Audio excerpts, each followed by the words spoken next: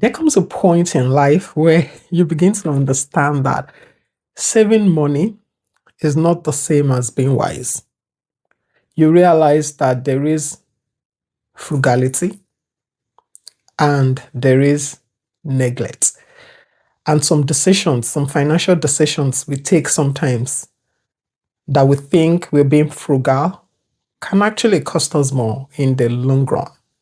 So today, I will be sharing with you 5 things I would never chip out on. And I'll try to explain why. And I know this will be different, from persons to persons. And I would also like to read yours in the comment section. What are those things that you'll never chip out on? That it doesn't even matter how much they sell it. You would still put your money on it. So for me, number one is books. I won't chip out on books. At some point, I stopped caring the price. So long as I have read the review and I know what I am getting out of it, I must have bought over 300 books. Over 300. I used to have a shelf at a time that housed 250 or over 250 books. I might be a tad obsessed. And I always know what I want out of it. And I can tell you that reading books has literally changed my life. I used to joke to my sisters that I can have a house and not have a kitchen in it. I would convert the kitchen to a library of books. Yeah, I know that's crazy. Because I know one idea, one sentence, one thing from a book can actually make a whole lot of difference. And I also believe that books are like cheat codes. Someone has spent 10 years, 20 years learning, researching about something, and sometimes even living it, and they just put it out there for you. So what can you lose? Nothing. And knowledge compounds the same way money compounds. You build on it. You keep building on it. So when people ask me, what's your best investment so far? My answer is always simple. My brain. I pay for programs and I attend and I listen. I jot, I screenshot so that I can go back to it. So book, knowledge, courses, for me, that's number one. But the flip is that I must need it. I'm not just a collector of books and courses. Some people are just collectors. I'm not a collector. I must need it. And I would definitely use it and even teach people what I learned from it. So yeah, that's my number one. Number two, gold jewelry. I grew up around fashion jewelry. I think my mother used to call it GL.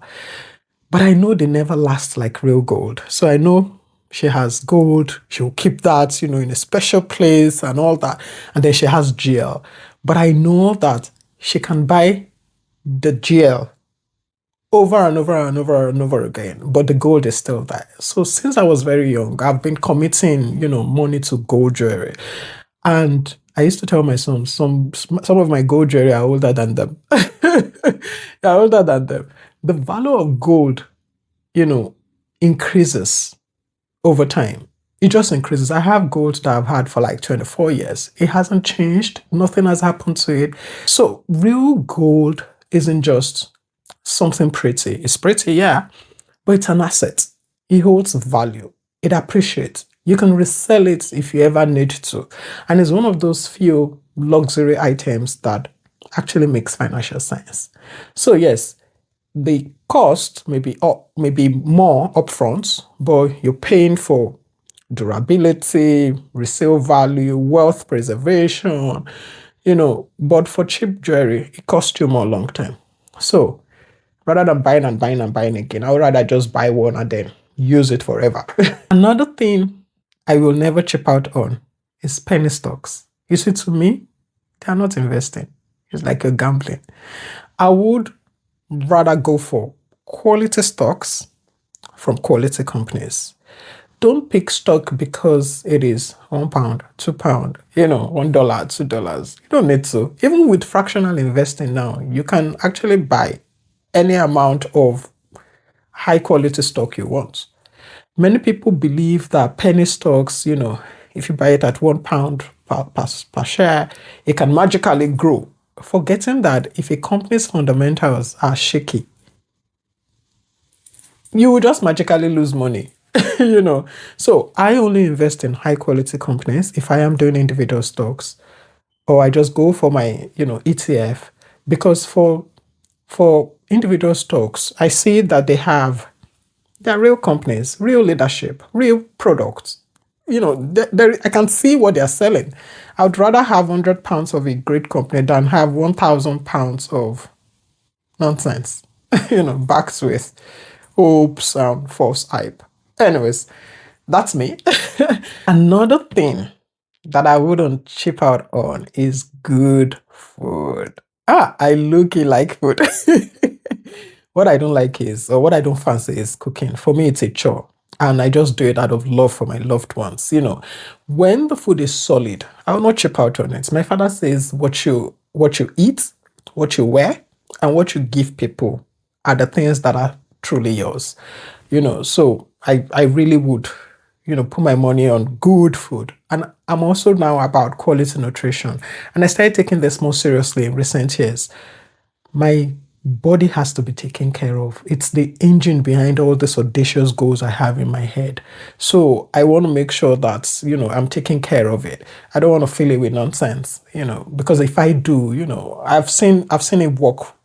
I get low energy, bad health, sluggish productivity when I don't eat well. So I would rather eat well, nutritious meal, so that I can, what they say, garbage in, garbage out. Yeah. And another thing I like to say is that I don't know what my DNA has loaded. I wouldn't want my lifestyle to pull the trigger. So for me, good food, good nutrition is something that would always, always be tops for me. And I'll put my money on it. And then lastly, subscriptions that boost my productivity or that improves my earning capability. A lot of people cut off subscriptions as a way of saving. And yes, you're right to do that. That's smart. But there are also places I sort of draw the line on subscriptions. I'll never chip out on subscriptions that help me boost my productivity, for example. CapCut Pro is a no-brainer for me. Because as a content creator, I cannot believe I just called myself a content creator. Okay. As a content creator, CapCut saves me a lot of time, smooth editing, better audio tools, and all this really helped me with good videos, good quality videos faster. So for me, it's an investment. Another one is Zoom. It helps me run my sessions without, disruptions. And for CapCut Pro, for Zoom, I will just do annual, so that I don't even have to think about it. Another one is Google Cloud. I have stopped, looking for files all over the place.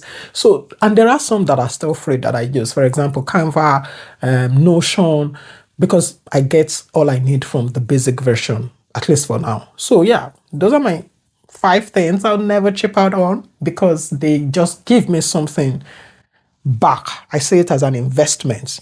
Everything else I can compromise, but on this 5, happy to invest my time and my money. Okay, so now your turn. What are those things you'll never chip out on? I would love to read from you. And I'll see you in my next video.